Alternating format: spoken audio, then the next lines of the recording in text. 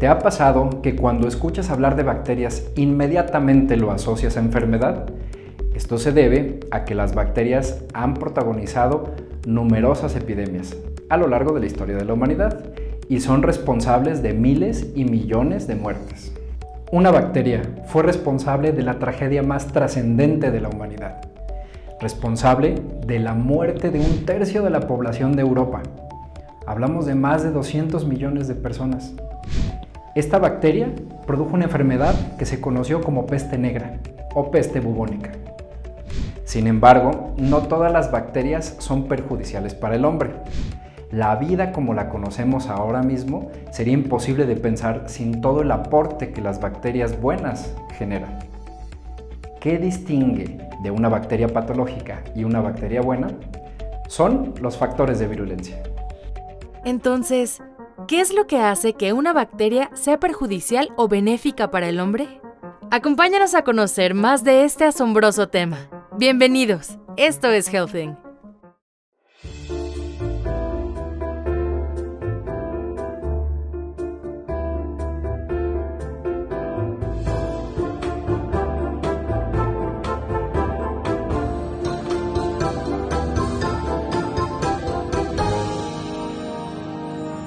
Healthing.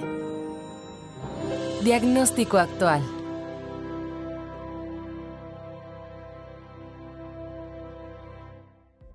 Los factores de virulencia son todos los recursos que la bacteria emplea para poder colonizar mejor a su hospedero y de esta forma crecer sin mayor problema.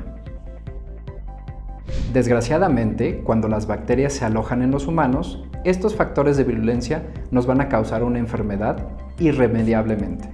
El término crecimiento bacteriano se refiere a cómo la bacteria es capaz de reproducirse de forma masiva y poder generar algo llamado colonia bacteriana. Para poder identificar una bacteria y saber si es patógena o no, los científicos utilizan diversas técnicas de laboratorio.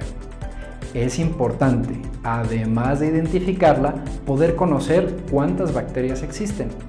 Esto se conoce como UFC, son las unidades formadoras de colonia. Es importante conocer que una bacteria patológica puede tener uno o más factores de virulencia, lo que la convierte en una bacteria mucho más peligrosa. Existen distintos factores de virulencia bacterianos. Principalmente los podemos dividir por su acción en dos grandes grupos. Primero se encuentran las bacterias invasivas. Estas tienen la capacidad para establecerse en algún lugar del cuerpo humano y reproducirse, evitando los sistemas de defensa para posteriormente invadir otros tejidos y poco a poco tener presencia en todo el cuerpo. Después están las bacterias tóxicas. Este grupo tiene la capacidad de producir toxinas y generar un ambiente hostil en el cuerpo, para posteriormente reproducirse libremente. Es importante saber que las bacterias con capacidad de invadir el cuerpo humano principalmente son productoras de sustancias llamadas enzimas o producir estructuras. Las enzimas las podemos dividir por su función. Primero tenemos a los que promueven la diseminación. Estas rompen las estructuras de los tejidos para poder abrirse paso por entre las células y esconderse, haciendo más difícil su localización. Después tenemos las que interfieren con la fagocitosis. Para aclarar, la fagocitosis es la principal forma de defensa de nuestro cuerpo contra las bacterias infecciosas. ¿En qué consiste?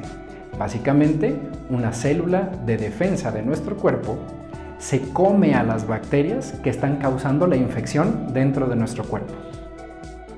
Las principales enzimas que impiden la fagocitosis son fagolisosomasa, coagulasa, ADNasa, fosfatasa.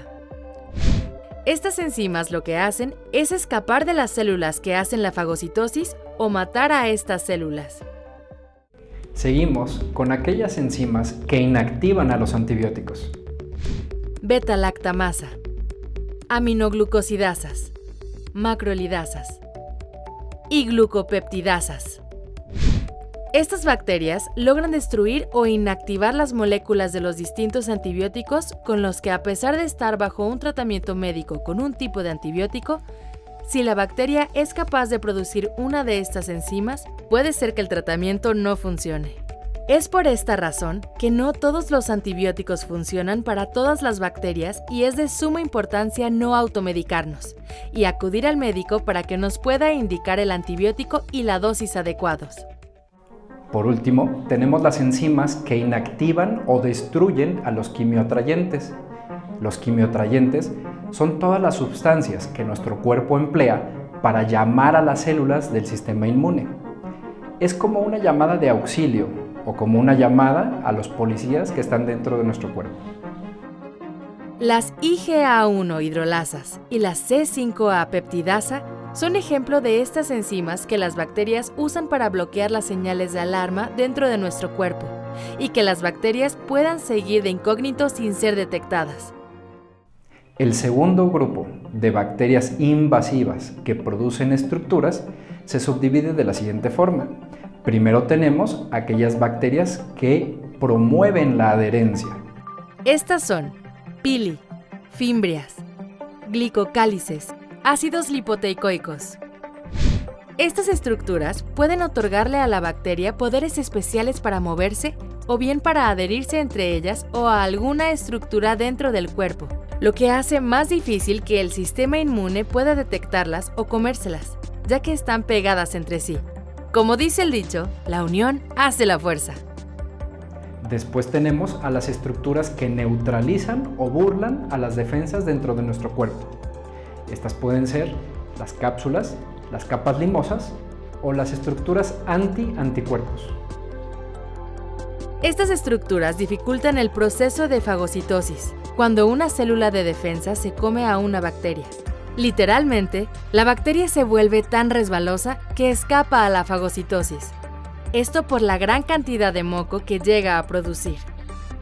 Estas estructuras también sirven como un camuflaje, cubriendo a las bacterias con estructuras tan parecidas a las moléculas del cuerpo humano que las células de defensa se confunden.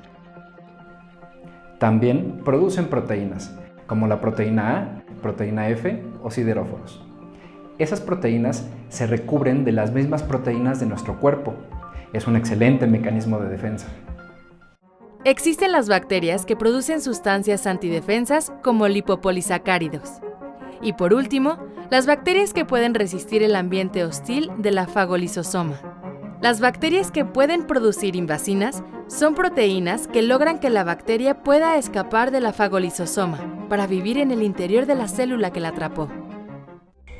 Estos son los principales factores de virulencia de las bacterias invasivas, pero recordemos que no son los únicos.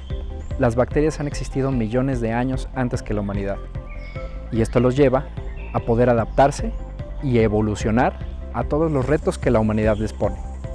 Por esto es muy importante poder diagnosticarse de forma adecuada, oportunamente, antes de que la bacteria avance y la infección sea difícil de controlar. Las bacterias cuentan con un gran armamento, razón por la cual este tema es muy extenso y se va a tener que dividir en 2 bloques.